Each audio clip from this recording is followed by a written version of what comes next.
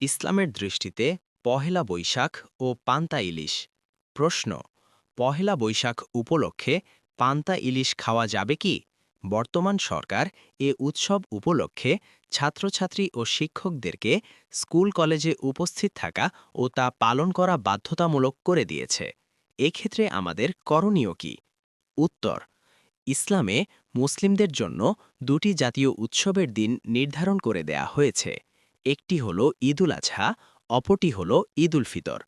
এ দুটি ছাড়া মুসলিমদের জন্য তৃতীয় কোনো আনন্দ উৎসব জাতীয়ভাবে উদযাপন করার সুযোগ নেই। হাদিসে বর্ণিত হয়েছে, প্রিয় নবী সাল্লাল্লাহু আলাইহি ওয়াসাল্লাম মক্কা থেকে হিজরত করে মদিনায় আগমন করে দেখলেন মদিনাবাসী খেলাধুলার মধ্য দিয়ে দুটি দিবস উদযাপন করে থাকে। তিনি জিজ্ঞেস করলেন, এ দুটি দিবস কি? তারা বলল, এ দুটি দিবস জাহিলি যুগে আমরা খেলাধুলার মধ্য দিয়ে উদযাপন করতাম। তিনি বললেন, ইন্নাল্লাহা কদ আবদালাকুম বিহিমা খৈরম মিনহুমা ইয়াউমাল আবহা ওয়া ইয়াউমাল ফিতরি। আল্লাহ তোমাদের জন্য এর থেকে উত্তম দুটি দিবসের ব্যবস্থা করে দিয়েছেন। একটি হল ঈদুল আজহা এবং অপরটি হল ঈদুল ফিতর। সুনান আবু দাউদ হাদিস ৯৫৯ সনদ সহি।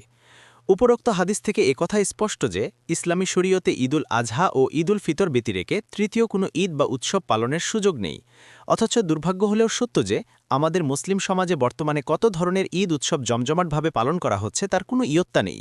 যেমন ঈদে মিলাদুন্নবী বা রসুল সাল্লাল্লাহু আলাইহি ওয়াসাল্লামের জন্ম উৎসব, বরং এটাকে সকল ঈদের শ্রেষ্ঠ ঈদ বলে জোর সোরে প্রচার করা হচ্ছে, যা রসুল সাল্লাল্লাহু আলাইহি ওয়াসাল্লামের হাদিসের সুস্পষ্ট বিরোধী।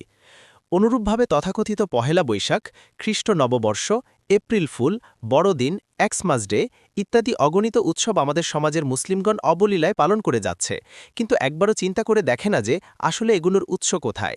এসব মূলত হিন্দু ও খ্রিস্টান ওদের থেকে আমদানিকৃত সংস্কৃতি, যার সাথে মুসলমানের কোনো সম্পর্ক থাকতে পারে না। রসুলুল্লাহ সাল্লাল্লাহু আলাইহি ওয়াসাল্লাম বলে গেছেন, যে ব্যক্তি অন্য কোনো জাতির সাদৃশ্য অবলম্বন করল সে তাদেরই অন্তর্ভুক্ত। আবু দাউদ হাদিস নং ৩৫১২ সনদ সহি।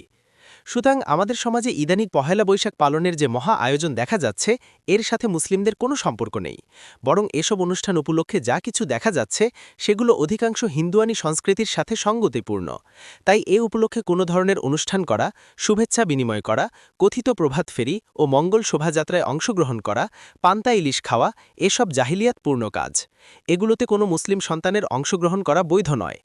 সরকার যদি অন্যায়ভাবে মুসলিমদের উপর কোনো অন ইসলামিক অনুষ্ঠান চাপিয়ে দেয় তাহলে তা মান্য করা যাবে না, বরং আইনসঙ্গত পন্থায় তার প্রতিবাদ করতে হবে। কিন্তু যদি প্রতিবাদ করার ক্ষমতা না থাকে বা অনুষ্ঠানে অংশগ্রহণ না করলে জানমালের ক্ষতির আশঙ্কা থাকে, তাহলে ঘৃণা সহকারে তাতে অংশগ্রহণ করা যাবে। এটুকু হলো ঈমানের সর্বনিম্ন আলামত। আল্লাহ আমাদেরকে সব ধরনের বিজাতীয় সংস্কৃতি ও অন্ধ অনুকরণ থেকে রক্ষা করুন, আমিন।